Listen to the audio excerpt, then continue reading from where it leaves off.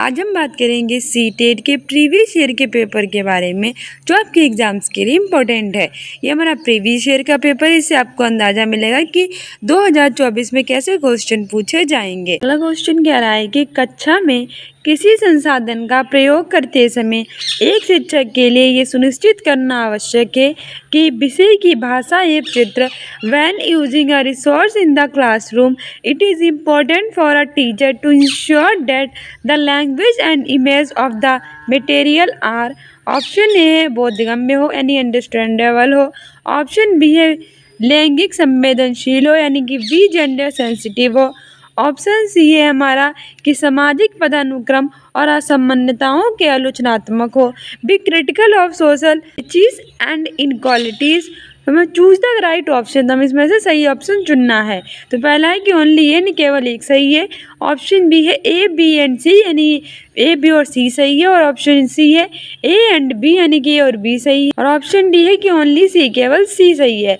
सही आंसर हो जाएगा हमारा option B A B C यानी कि फर्स्ट सेकेंड और थर्ड तीनों के तीनों सही हैं। इसने हमसे पूछा क्या था कि कक्षा में यानी कि जो क्लासरूम है उसमें किसी संसाधन का जब हम यूज़ करते हैं तो हमें एक शिक्षक होने के नाते क्या आवश्यक करना चाहिए, क्या सुनिश्चित कर लेना जरूरी होता है कि विषय की जो भाषा और जो चित्र हों कैसे हों, वो बोधगम्य हो, मतलब जिसके लिए हम प्रयोग कर रहे हैं शिक्षा में जिन बच्चों के लिए उन्हें आसानी से समझ में आते हो, मतलब उनके लिए बोधगम्य हो, लैंगिक संवेदनशील हो यानी कि वी जेंडर सेंसिटिव हो, और साथ ही सामाजिक पदानुक्रम और असमानताओं के क्या हों आलोचनात्मक हो। तीनों सही आ जाएंगे।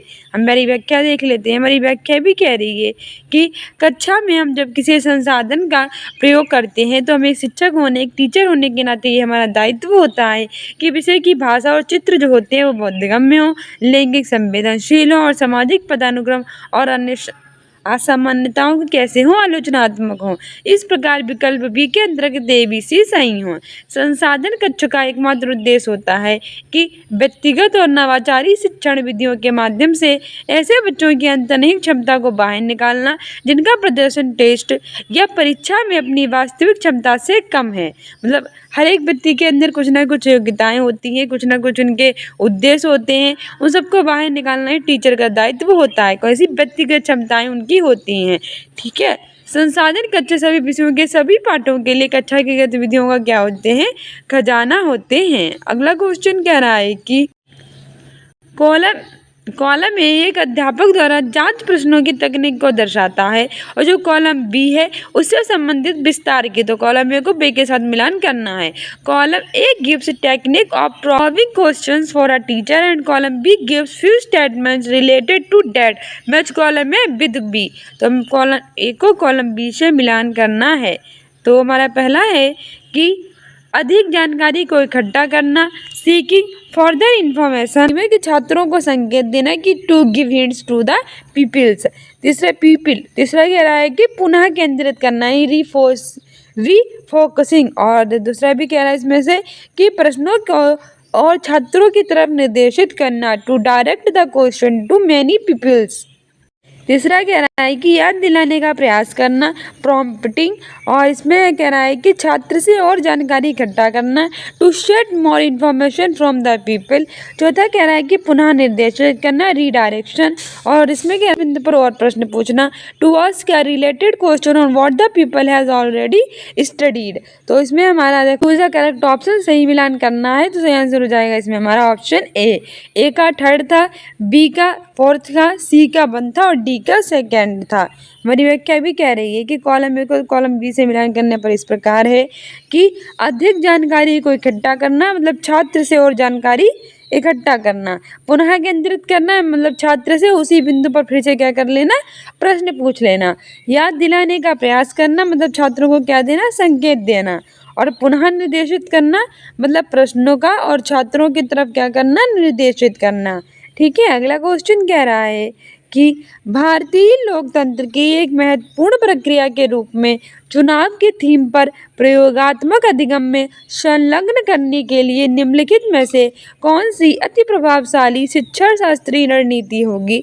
To engage with experimental learning on the theme of election as an important process of Indian democracy, which of the following could be the most effective pedagogical strategies? तो हमारा इसमें ऑप्शन ए है कि निर्वाचन की प्रक्रिया पर फिल्म क्लिप दिखाना, showing a movie clip on the electoral process. Option B है कि विद्यार्थियों को राजनीतिक रैली में भेजना, sending the student to the political rally. तीसरा कह रहा है कि भारतीय संविधान से उद्धरण पढ़ना, reading extracts from the Indian constitution. और चौथा कह रहा है कि कक्षा प्रतिनिधि चुनने के लिए कक्षा में चुनाव का आयोजन करना, organising an election in the class to elect the class representative. तो इसमें हमारा सही आंसर हो जाएगा ऑप्शन डी। ठीक है, कक्षा प्रतिनिधि चुनने के लिए कक्षा में क्या करना? चुनाव का आयोजन करना। देखो ये हमारी क्या है, ये हमारी एसएसटी की पेडागोजी है और आपके एग्जाम्स के लिए काफ़ी इंपॉर्टेंट है। टोटल इसमें 60 क्वेश्चन पूछे जाते हैं, जिसमें से एसएसटी और पेडागोजी और एसएसटी दोनों होती है, तो अच्छे से आपको ये पढ़नी है।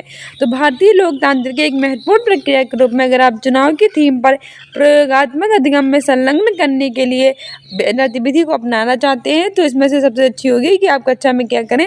चुनाव का आयोजन करें। ठीक है, हमारी व्याख्या भी कह रही है कि भारतीय लोकतंत्र की एक महत्वपूर्ण प्रक्रिया के रूप में चुनाव के थीम पर प्रयोगात्मक अधिगम में संलग्न करने के लिए अति प्रभावशाली शिक्षण शास्त्रीय रणनीति कक्षा प्रतिनिधि चुनने के लिए कक्षा में चुनाव का आयोजन करना क्या होगी? सही रणनीति होगी। लोकतंत्र सरकार की क्या है? एक प्रणाली है जो नागरिकों को वोट देने के लिए और मतदाताओं को अपनी पसंद की विधायिका का चुनाव करने के लिए क्या देता है? अनुमति देता है। इसके 3 मुख्य कार्य होते हैं। एक होता है, इसके 3 मुख्य हैं। पहला है कार्यपालिका, दूसरा है विधायिका और तीसरा है न्यायपालिका। लोकतंत्र एक प्रकार की शासन व्यवस्था होती है। आपसे पूछ लेगा कि इसके कितने 3 मुख्य हैं? 3 है, कार्यपालिका है, विधायिका है और न्यायपालिका है। ठीक है, और एक प्रकार की शासन व्यवस्था है जिसमें सभी लोगों का क्या होता है? समान अधिकार होता है। एक अच्छा लोकतंत्र वे होता है जिसमें राजनीतिक और सामाजिक न्याय के साथ साथ आर्थिक न्याय की भी व्यवस्था की जाए। राजनीतिक और समाज में न्याय के साथ साथ उन्हें क्या मिले? आर्थिक न्याय भी व्यवस्था उनमें करे। ठीक है, अगला क्वेश्चन कह रहा है कि अपनी मिडिल स्तर की सामाजिक विज्ञान की कक्षा में शिक्षिका हास्याकरण की थीम पढ़ाना चाहती है। A teacher wants to take the theme organisation in her middle level social science classroom. तो निम्न में से कौन से उपसंप्रदाय उसे अपनी चर्चाओं में शामिल करने चाहिए? विच ऑफ द फॉलोइंग सब concept should she include in her discussion? तो बताइए इसमें से वो कौन सा अपनी चर्चा में शामिल कर सकती है उपसंप्रदाय?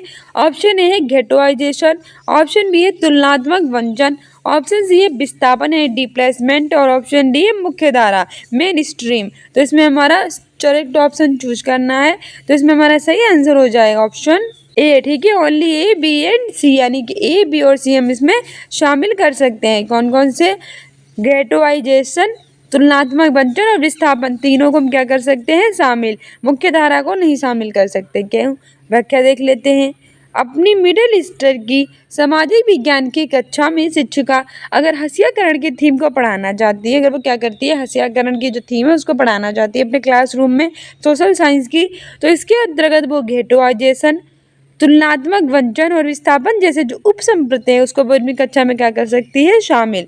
हाशिया पर स्थित समूह से तात्पर्य एक ऐसे समूह से होता है जो सामाजिक रूप से बहिष्कृत होते हैं। हाशिया पर स्थित समूह से तात्पर्य क्या होता है? कि ऐसा समाज से होता है जो कैसे होते हैं? समाज में जिन्हें बहिष्कृत यानी अलग थलग कर दिया गया होता है और समाज की मुख्य धारा से हाशिया पर उन्हें क्या दिया जाता है? धकेल दिया जाता है। समूह के हितों की क्या की जाती है? अनदेखी की जाती है, उनके हितों को ध्यान में नहीं रखा जाता है और इन्हीं तक समूह तक संसाधन को पहुंच सुनिश्चित करने के लिए सामाजिक जीवन में सहभागिता हेतु संघर्षरत रहते हैं। वो चाहते हैं कि उनकी समाज में क्या हो?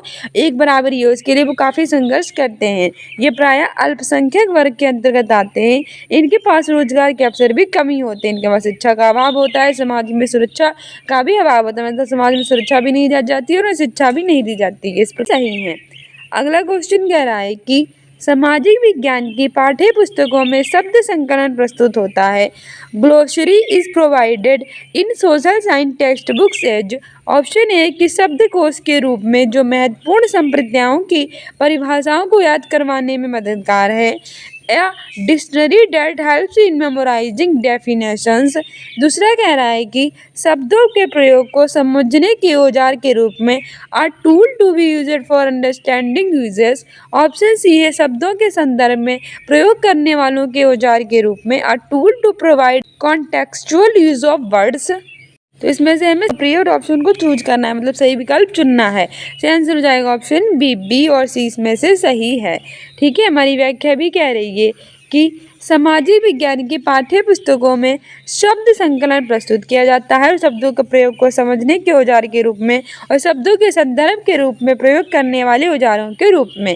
किसी भी सर्वेक्षण या शोध के लिए आंकड़ों का संकलन नितांत यानी बहुत ही ज़्यादा जरूरी होता है। नितांत मतलब बहुत ही ज़्यादा जरूरी होता है सर्वेक्षण और शोध के लिए क्या करना, आंकड़ों का संकलन करना।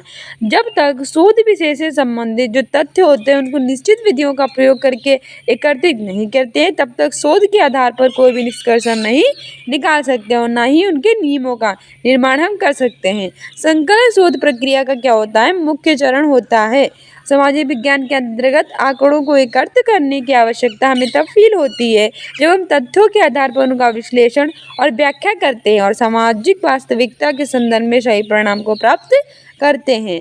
अगला क्वेश्चन कह रहा है कि सामाजिक विज्ञान की एक शिक्षिका अपने विद्यार्थियों को भारत में हसियाकरण थीम पर साक्ष्य आधारित जांचों में संलग्न करना चाहती है। वह अपने विद्यार्थियों को निम्नलिखित में से किन गतिविधियों के लिए प्रोत्साहित करेगी। और social science teacher wants her student to engage in evidence based inquiry on the theme of marginalisation in India. Which of the following activity should she encourage her students toward.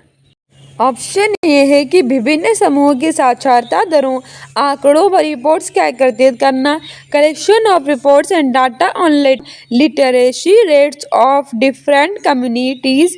दूसरा कह रहा है कि इस थीम पर दूसरे छात्रों के लिए एक प्रश्नोत्तरी का आयोजन, organising a quiz on the theme for other students. तीसरा कह रहा है कि विभिन्न समुदायों द्वारा पहने जाने वाले वस्त्रों के प्रकारों के चित्रों को एकत्रित करना, collection of pictures on types of clothes worn by different communities. चौथा कह रहा है कि सरकारी नौकरियों पर आंकड़ों को प्रस्तुत करना, presentation of data on public employment. तो हमें सही विकल्प चयन करना है, ऑप्शन डी, ए और डी। ठीक है, हमारी व्याख्या भी कह रही है कि सामाजिक विज्ञान की जो एक टीचर है वो क्या करेगी, अपने शिक्षार्थियों में जो हसियाकरण की थीम है उस पर साक्ष्य आधारित जांच में संलग्न उसे करना चाहती है। तो अपने विद्यार्थियों को समूह की साक्षरता दरों, आंकड़ों और रिपोर्ट्स को एकत्र करने के लिए और सरकारी नौकरियों पर जो आंकड़े उसको प्रस्तुत करने वाली जैसी गतिविधियों को क्या करेगी, प्रोत्साहित करेगी। कि बच्चे ऐसा करेंगे तो वो ज़्यादा से ज़्यादा उनके बारे में समझ पाएंगे।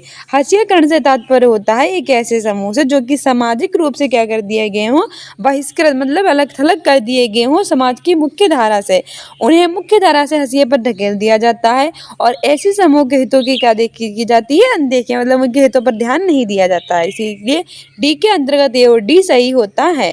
तो हमें ज़्यादा से ज़्यादा बच्चों को उनकी सर्वे करने के लिए कहना चाहिए क्योंकि उनका बारे में ज़्यादा से ज़्यादा पता लगाया जा सके। अगला क्वेश्चन कह रहा है कि उच्च प्राथमिक स्तर सामाजिक विज्ञान विषय के संदर्भ में सबसे प्रचलित गलत अवधारणा क्या है। Which statement represents the most popular misconception about social science context at the upper primary level. Option A है ये रचनात्मक और आलोचनात्मक चिंतन को बढ़ावा देता है। It promotes creativity and critical thinking. Option B कह रहा है ये तथ्यों से भरा है जो रटकर लिखने की मांग करता है। It is full of facts and demands road learning. तीसरा कह रहा है कि इसमें हर एक कक्षा स्तर पर सामाजिक विज्ञान और मानविकी के सभी विषयों के घटक हैं। It has components of disciplines of all social science and humanities in each class. चौथा कह रहा है कि यह कुशल रोजगार के रास्ते खोलता है। It opens efficient employment avenues. सही आंसर हो जाएगा इसमें ऑप्शन बी कि ये तथ्यों से भरा है जो रटकर लिखने की मांग करता है। ये हमारा क्या है, गलत है, क्योंकि हमसे पूछा यही था कि सामाजिक विज्ञान सोशल साइंस के बारे में उच्च प्राथमिक स्तर पर कौन सी अवधारणा गलत है। तो ये तो बिल्कुल गलत है क्योंकि ये तथ्यों से भरा है जो रटकर लिखने की मांग करता है, गलत है क्योंकि भैया रटकर लिखने की मांग तो नहीं की जाएगी, जबकि यह रचनात्मक और आलोचनात्मक चिंतन को बढ़ावा देता है। ये बिल्कुल सही बात है। इसमें हर कक्षा स्तर पर सामाजिक विज्ञान और मानविकी के सभी विषयों के घटक है, ये भी सही है। और एक कुशल रोजगार के रास्ते खोलता है, ये भी सही है। ठीक है, ऑप्शन बी गलत है और गलती हमसे पूछा था। हम इसमें आपको इस चीज़ को देखना होगा कि आपसे पूछ क्या रहा है, सही है या नहीं है, निगेटिव या पॉजिटिव में किस तरह से पूछ रहा है। व्याख्या कह रही है कि उच्च प्राथमिक स्तर पर सामाजिक विज्ञान के संदर्भ में जो प्रचलित गलत अवधारणा है वो इस प्रकार है कि ये किससे भरा होता है, तथ्यों से, जो कि रटकर लिखो की मांग करता है। जबकि सामाजिक विज्ञान के संदर्भ में से अवधारणा ये है कि रचनात्मकता यानी क्रिएटिविटी को और आलोचनात्मक चिंतन को क्या देता है, बढ़ावा। इससे हर कक्षा स्तर पर जो सामाजिक विज्ञान और मानविकी के विषय हैं उनके संगठक होते हैं और एक कुशल रोजगार के रास्ते भी हमारे लिए खोलता है। सामाजिक विज्ञान के अंतर्गत समाज की आवश्यकता और समाज में हो रहे बदलावों का हम क्या करते हैं, अध्ययन करते हैं और सामाजिक विज्ञान को कला और विज्ञान दोनों रूप में स्वीकार करते हैं। सोशल साइंस क्या है, आर्ट और साइंस दोनों है, इस बात का ध्यान रख लीजिएगा, क्योंकि इसमें कौशल के साथ साथ जो वैज्ञानिक पद्धति है उनका भी हम क्या करते हैं, प्रयोग करते हैं। अगला क्वेश्चन कह रहा है कि निर्धनता विषय पर परिचर्चा के दौरान एक उच्च प्राथमिक सामाजिक विज्ञान का शिक्षक निम्नलिखित में से किसे संबोधित कर सकते हैं। Which of the following could an upper primary social science teacher address while discussing the theme poverty? Option A है कि समता और समानता के मामलों को, issues of equity and equality। दूसरा कह रहा है कि व्यक्तिगत भावनाओं के आग्रह को, appeal to the personal emotions। तो ऑप्शन ए सही है केवल, दूसरा कह रहा है कि ऑप्शन बी सही है केवल, तीसरा कह रहा है कि बोथ एंड बी दोनों सही है और चौथा कह रहा है कि नाइदर ए और बी, यानी कि दोनों में से कोई भी सही नहीं है। तो इसमें से हमारा सही आंसर हो जाएगा ऑप्शन सी, ये both A and B both are right. ठीक है, यानी कि निर्धनता यानी कि जो पॉवर्टी होती है उस विषय पर परिचर्चा के दौरान जो उच्च प्राथमिक होता है उसमें सामाजिक विज्ञान का शिक्षक होता है, वो क्षमता और समानता दोनों के मामलों को संबोधित करता है। इसके अतिरिक्त जो व्यक्तिगत भावनाएं होती है उनके आग्रह को भी संबोधित करता है। इतना से दोनों ऑप्शन सही है। हमारी व्याख्या कह रही है कि निर्धनता विषय पर परिचर्चा के दौरान एक उच्च प्राथमिक सामाजिक विज्ञान का शिक्षक क्षमता और समानता के मामलों को और जो व्यक्तिगत भावनाएं होती हैं उनके आग्रह को क्या करता है, संबोधित करता है। निर्धनता का अर्थ होता है क्या है कि उस सामाजिक आर्थिक स्थिति से होता है जिनसे समाज का एक भाग जीवन, स्वास्थ्य और दक्षता के लिए न्यूनतम उपभोग आवश्यकताओं को जुटवा पाने में असमर्थ होता है। वैसे तो धनी और निर्धन की वैसे तो पैसे की कोई पासा ही नहीं, जितना चाहे कमा लो हमारे लिए कम ही पड़ते, जैसे जैसे हमारे पास पैसे आते जाते हैं उस तरह से हमारी आवश्यकताएं जो है बढ़ती चली जाती हैं। जैसे ठीक है, तो आपने बचपन में ही देखा होगा कि हमारी 3 मूलभूत आवश्यकताएं, रोटी, कपड़ा और मकान। इसके बाद हमारी जितनी भी आवश्यकताएं हैं वो सारी हमारे पैसों के मामले जैसे बढ़ते चले जाते हैं वैसे चली जाती हैं। ठीक है, लेकिन निर्धनता का शाब्दिक अर्थ होता है क्या है कि हमारे समाज में एक स्थिति होती है आर्थिक, जिससे समाज का जो भाग होता है वो जीवन में, स्वास्थ्य में, यानी कि जब वो बीमार हो जाए तो उसके लिए उसे भीख न मांगनी पड़े, दक्षता के लिए यानी कि अपनी कलाओं पर वो खर्च कर सके, और न्यूनतम उपभोग आवश्यकताओं को जब वो उसे भी जुटा पाने में क्या होता है, असमर्थ होता है, यानी वो भी जुटा नहीं पाता हो, तब वो कहलाता है निर्धन यानी कि गरीब। ठीक है, केवल निर्वाह स्तर पर गुजारा करता है उसे व्यापक निर्धनता कहा जाता है। निर्वाह स्तर पर यानी कि सिर्फ रोटी, कपड़ा और मकान होना है, मतलब उसका किसी तरह से निर्वाह होना। ठीक है, तो ये व्यापक निर्धनता कहा जाता है। निर्धनता की गणना सापेक्ष और निरपेक्ष दोनों रूपों में करते हैं। तीव्र आर्थिक विकास और निर्धनता के स्थायी समाधान के लिए पूंजी के पर्याप्त उपलब्धता क्या है, आवश्यक। अगला क्वेश्चन कह रहा है कि द्वितीयक स्रोत के विषय में कौन सा कथन सही है। विच of the following statement about secondary source is correct. Option A है कि इससे भी सूचना मिलती है जिसका विश्लेषण, आलोचना और व्याख्या नहीं हुई है। Provides information that have not been analysed, critiqued and interpreted. और दूसरा कह रहा है कि यह किसी घटना या प्रधानता को व्याख्यात करता है। Provides interpretations of an event of a phenomenon. तीसरा कह रहा है कि प्रथम दृष्टा और अपरिष्कृत रूप में सूचना प्रदान करता है। Provide information that is first hand and रा। और चौथा कह रहा है कि मौलिक सूचना प्रदान करता है। Provide original information. सही आंसर हो जाएगा इसमें हमारा ऑप्शन बी, ये किसी घटना या प्रघटना को क्या करता है, व्याख्यायित करता है। हमारी व्याख्या भी कह रही है कि द्वितीयक स्रोत के विषय में सबसे सही कथन ये है कि किसी भी घटना को या जो प्रघटना होती है उसको क्या करती है, उसकी व्याख्या करता है, मतलब उसे अच्छे से एक्सप्लेन करता है। ऐसे स्रोत जो अपने अस्तित्व के लिए पूर्णतः प्राथमिक स्रोतों पर निर्भर होते हैं उन्हें द्वितीय स्रोत कहते हैं। प्रकार के तीन, एक प्राथमिक स्रोत, द्वितीय स्रोत और तृतीय स्रोत। और हमसे द्वितीय स्रोत पूछा तो द्वितीय स्रोत वे स्रोत होता है जो पूरी तरह से किस पर निर्भर होता है, प्राथमिक स्रोत पर। द्वितीय स्रोतों में सूचना को व्यवस्थित और योजनाबद्ध तरीके से हम संकलित कर सकते हैं। अनुक्रमणी और साधारण प्रक्रियाएं द्वितीय स्रोतों का क्या होती है, एग्जाम्पल होती हैं। और प्रक्रियाएं किसी अन्य प्रकार की सामग्री को नियमित आधार पर क्या करती हैं, अनुक्रमित। जो आंकड़े प्रथम बार व्यक्तिगत रूप से अथवा व्यक्तियों के समूह, संस्था, संगठन के द्वारा एकत्रित किए जाते हैं, आंकड़ों के प्राथमिक स्रोत हमें कहलाते हैं। दूसरी तरफ जो आंकड़े किसी प्रकाशित अथवा अप्रकाशित साधनों के द्वारा एकत्रित करते हैं वो क्या कैसे कहलाते हैं, द्वितीय के स्रोत। आगे बढ़ते हैं। अगला क्वेश्चन कह रहा है कि निम्नलिखित कथनों पर विचार करें तथा सही विकल्प चुनें। Consider the following statement and choose the correct option. पहला स्टेटमेंट है कि विद्यार्थियों के लिए एक रुचिकर अध्ययन प्रक्रिया बनाने के लिए एक शिक्षक परियोजना पद्धति का प्रयोग कर सकता है। In order to create a engaging learning process for the student, the teacher could use project method. दूसरा कह रहा है कि परियोजना का आकलन परियोजना के पूरा होने पश्चात किया जाना चाहिए। Assessment of the project is to be carried out after the project is completed. तो बताइए, पहला ऑप्शन कह रहा है कि both statement first and second are false, यानी ये कथन एक और सेकंड दोनों गलत हैं। दूसरा कह रहा है कि statement first is true and second is false, कथन एक सही है और दूसरा गलत है। तीसरा कह रहा है कि both statement A and second first and second are true, यानी कथन ए और दोनों सही हैं। चौथा कह रहा है कि first is false and second is true, यानी पहला गलत है और दूसरा सही है। सही आंसर हो जाएगा इसमें हमारा option B, statement first is true and second is false, यानी कथन एक सही है और दूसरा गलत है। हमारी व्याख्या भी कह रही है कि विद्यार्थियों के लिए एक रुचिकर अध्ययन प्रक्रिया बनाने के लिए जो एक टीचर होता है वो परियोजना पद्धति का प्रयोग करता है। परियोजना का आकलन परियोजना को पूरा होने के पश्चात करना चाहिए, नहीं बल्कि परियोजना का आकलन पहले से ही किया जाना चाहिए। ठीक, विकल्प बी के अंतर्गत दिए गए कथनों में पहला सही है और दूसरा गलत है। इसके अतिरिक्त परियोजना प्रणाली के निम्न सिद्धांत होते हैं, जरा इन्हें भी देख लीजिए। पहला होता है प्रयोजनता, दूसरा होता है क्रियाशीलता, तीसरा होता है यथार्थता, चौथा होता है रोचकता, पांचवा होता है स्वतंत्रता, छठा होता है सामाजिकता और सातवां होता है उपयोगिता। सही भी याद रखना, एग्जाम के लिए इंपॉर्टेंट है। प्रयोजनता, क्रियाशीलता, यथार्थता, रोचकता, स्वतंत्रता, सामाजिकता और उपयोगिता। ठीक है, आगे बढ़ते हैं। अगला क्वेश्चन हमारा कह रहा है कि हम नागरिकों और शिक्षकों के तौर पर पौधों और जंतुओं को संरक्षित करने में कैसे सहायता कर सकते हैं। निम्नलिखित में से सही कथन चयन करना है। How can we as citizens and teachers help in conserving plant and animals? Choose the correct statement from the following.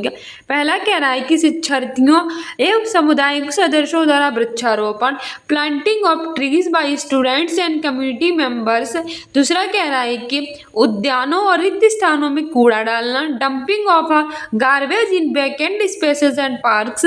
तीसरा कह रहा है कि प्राकृतिक कैंपों पर शिक्षार्थियों की यात्रा का आयोजन करना, organise student visit to nature campus. चौथा कह रहा है कि राष्ट्रीय उद्यानों को पर्यटक स्थलों की तरह विकसित किया जा सकता है, national park can be developed tourist spots. तो हमें इसमें से सही विकल्प का चयन करना है। तो ऑप्शन ए है कि ए, बी और सी, ऑप्शन बी है ए, सी और डी, ऑप्शन सी है बी, सी और डी, ऑप्शन डी है ए, बी और डी। सही आंसर हो जाएगा ऑप्शन बी, ए, सी और डी।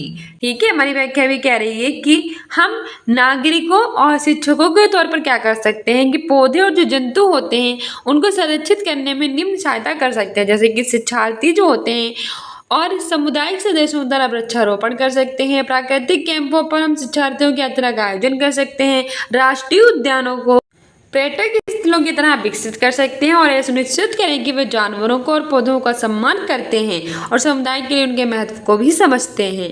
अगला क्वेश्चन कह रहा है कि रचनात्मक आकलन की निम्नलिखित विशेषताएं। The following are the features of formative assessment. पहला है कि निदानिक है, उपचारात्मक है, it is diagnostics and remedial. Option B है प्रभावी प्रतिपुष्टि के लिए प्रावधान बनाता है, it's makes provision for effective feedback.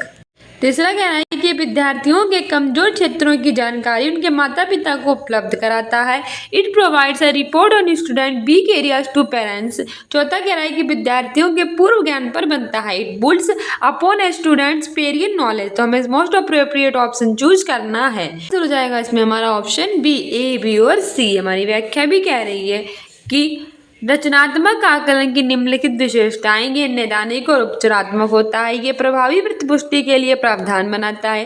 ये विद्यार्थियों का जो कमजोर क्षेत्र होता है उसकी जानकारी उनके माता पिता को ही उपलब्ध करा सकता है। ये शिक्षार्थियों को उनके स्वयं की सीखने की प्रक्रिया में स्वयं की सीखने में जो उनकी सक्रिय भागीदारी है उसके लिए मंच भी उपलब्ध कराता है। इसके अतिरिक्त ये शिक्षार्थियों के मानदंड समझने के लिए उन्हें प्रोत्साहित करता है, जिन्हें उनके कार्यों की जांच करने के लिए प्रयोग में लाया जाएगा। शिक्षार्थियों को प्रतिपुष्टि मिलने के बाद अपने कार्यों में सुधार के भी अवसर देता है। इस तरह से ये भी सही है। अगला क्वेश्चन कह रहा है कि निम्नलिखित परिस्थिति को पढ़िए तथा ये पहचानिए कि किस विद्यार्थियों को आवश्यकता है। Read the following situation, identify which of student require the maximum supports. इस सिचुएशन ये है कि एक शिक्षिका नक्शे के बारे में पढ़ा चुकी है तथा विद्यार्थी निम्नलिखित स्तरों पर है। A teacher has finished teaching maps and the children in the class are at the following level. पहला है कि विद्यार्थी आसपास के वातावरण का सही प्रतीकों के साथ खाका खींच पाती है। Is able to the sketch of the surrounding is taken to with relevant symbols। दूसरा कह रहा है कि उत्तर दक्षिण दिशा को बिना त्रुटि के बता पाती है और पश्चिम व पूर्व को अधिकतर बार सही बताती है। Is able to point to north and south without errors and east and west most of the time correctly. तीसरा कह रहा है कि अपने गांव का मानचित्र पैमाने के साथ व सही प्रतीकों के साथ बना पाती है। Is able to draw scale her place with relevant से सैम्बल्स। और चौथा कह रहा है कि राजनीतिक मानचित्रों को पढ़ने में सक्षम है। Is able to read a political map. सही आंसर हो जाएगा इसमें हमारा ऑप्शन बी कि उत्तर दक्षिण दिशा को बिना त्रुटि के बता पाती है और पश्चिम व पूर्व को अधिकतर बार सही बताती है। ठीक है, हमारी व्याख्या भी कह रही है कि एक शिक्षिका नक्शों के बारे में पढ़ा चुकी है और उत्तर दक्षिण दिशा को बिना त्रुटि के वो बता पाएगी और पश्चिम व पूर्व को अधिकतर बार सही बताती है और विद्यार्थियों को अधिकतम सहायता की क्या होती है, नीड होती है। पृथ्वी की सतह के किसी भाग, स्थान, नगर, देश, पर्वत, नदी इस स्थिति को पैमाने की सही सहायता से कागज पर लघु रूप में बनाना क्या कहलाता है, मानचित्रण। और ये दो शब्दों मान और चित्र से मिलकर बना है, जिसका अर्थ होता है कि माप या मूल्य को चित्र के द्वारा प्रदर्शित करना। मानचित्र का शाब्दिक अर्थ क्या होता है, माप या मूल्यों को चित्र के द्वारा प्रदर्शित करना। और ये दो शब्दों से मिलकर बना है माप और चित्र। अगला क्वेश्चन कह रहा है कि मैच द फॉलोइंग, निम्नलिखित कथनों को सम्मिलित करना, सही विकल्प चुनना है। पहला है कि लोगों को एक ही छवि में बांधना, fixing people into one image. इसमें पूर्व है यानी कि प्रेजुडाइज होगा कि नहीं होगा। दूसरा कह रहा है कि दूसरे लोगों को नकारात्मक रूप से देखना मनाना, जजिंग अदर पीपल निगेटिवली, अस्पृश्यता, छुआछूत, अनटचेबिलिटी। और तीसरा कह रहा है कि किसी के साथ दूसरे की अपेक्षा असमुचित रूप से व्यवहार करना, treating someone less fairly than other. इसमें रूढ़िबद्ध धारणा, स्टीरियोटाइप। और चौथा कह रहा है कि पार्टिसिपेटिंग प्योरिटी एंड पॉल्यूशन, शुद्धता और अशुद्धता को मानना। इसमें भेदभाव, डिस्क्रिमिनेशन। तो बताइए किसका किसके साथ मैच होगा। हमारा सही आंसर हो जाएगा ऑप्शन ए, फर्स्ट का थर्ड के साथ, सेकेंड का फर्स्ट के साथ, थर्ड का फोर्थ के साथ और फोर्थ का सेकेंड के साथ मिलान होगा। हमारी व्याख्या भी कह रही है कि सही मिलान इस प्रकार है कि लोगों को अगर हम एक ही छवि में बांध देते हैं उसे हम कहते हैं रूढ़िबद्ध धारणा। जैसे कि लड़का है तो बाहर जाकर पैसे कमा कर जाएगा और लड़कियां हैं वो घर में खाना बनाएंगी, मतलब उनको हमने क्या बांधना, इनकी एक छवि में उन्हें बांध दिया है, तो वो है रूढ़िबद्ध धारणा। दूसरे लोगों को नकारात्मक रूप से देखना और मानना, तो वो कहता है पूर्व यानी प्रेजुडाइज होता है। जब दूसरे लोगों को क्या करते हैं, नकारात्मक रूप से देखते हैं यानी उन्हें मानते हैं। किसी के साथ दूसरे की अपेक्षा जब हम समुचित रूप से व्यवहार करते हैं तो ये क्या कहता है, भेदभावी, डिस्क्रिमिनेशन कहलाता है। फिर शुद्धता और अशुद्धता को जो हम मानते हैं तो यह अस्पृश्यता यानी छुआछूत होता है। ठीक है, आगे बढ़ते हैं। अगला क्वेश्चन कह रहा है कि विच of the following examination questions provide scope for critical thinking. निम्नलिखित दिए गए परीक्षा प्रश्नों में कौन से प्रश्न समालोचनात्मक चिंतन के लिए जगह बनाता है। ऑप्शन ए है कि महिलाओं के लिए उपलब्ध वैधानिक सुरक्षा प्रावधानों की व्याख्या करें, describe the legal safe guarded available for woman. दूसरा कह रहा है कि सामाजिक बराबरी क्या होती है, उदाहरण सहित समझाइए, explain what is social equality and give examples. तीसरा कह रहा है कि भारत में महिलाओं के लिए उपलब्ध वैधानिक सुरक्षा प्रावधानों की सूची बनाएं, list the legal safe guarded available for woman in India. और चौथा कह रहा है कि क्या मौजूदा वैधानिक सुरक्षा प्रावधान महिलाओं की सामाजिक बराबरी को सुनिश्चित करते हैं, are exciting legal safeguards for women enough to ensure social inequality। सही आंसर हो जाएगा हमारा ऑप्शन डी कि क्या मौजूदा वैधानिक सुरक्षा प्रावधान महिलाओं की सामाजिक बराबरी को सुनिश्चित करते हैं। हमारी व्याख्या भी कह रही है कि क्या मौजूदा वैधानिक सुरक्षा प्रावधान महिलाओं की सामाजिक बराबरी को सुनिश्चित करते हैं। जैसे प्रश्न समालोचनात्मक चिंतन के लिए क्या बनते हैं, जगह बनाते हैं। समालोचनात्मक चिंतन तर्क और तर्क को नई या अपरिचित स्थितियों, विचारों और सुझावों पर क्या करते हैं, लागू करने की क्षमता है। तथ्यों, घटनाओं आदि को पहचानने, उनका विश्लेषण करने की प्रक्रिया को भी संदर्भित करते हैं। समालोचनात्मक चिंतन के लिए उचित विश्लेषण, मूल्यांकन, निष्कर्ष और स्पष्टीकरण की आवश्यकता होती है। सो डियर स्टूडेंट्स, ये था हमारा सीटेट का प्रीवियस ईयर का paper. I hope you like this video. If you like it then like, subscribe and share and don't forget to subscribe this channel. साथ ही स्टूडेंट्स इन अकेडमी को Instagram और Facebook पे follow कर लीजिए। Community post में answer दिया कीजिए। रोज सुबह 10 बजे करंट अफेयर कराते हैं, उसे देखा कीजिए। अगर आप सीटेट जुलाई की तैयारी कर रहे हैं, जो कि 7 जुलाई को आपका एग्जाम है, प्राइमरी लेवल की करना चाहते हो तो सुबह 8 बजे हमारी क्लास देखा कीजिए। प्रीवियस ईयर की डेली कराते हैं। जूनियर लेवल की करना चाहते हैं तो रात के 8 बजे देखा कीजिए। हमारी क्लास आपके एग्जाम्स के लिए इंपॉर्टेंट है। साथ ही प्रैक्टिस शॉट भी देखा कीजिए, शॉर्ट्स भी देखा कीजिए। मिलते हैं नेक्स्ट वीडियो में। Keep loving, keep watching, keep sharing. Thank you, bye.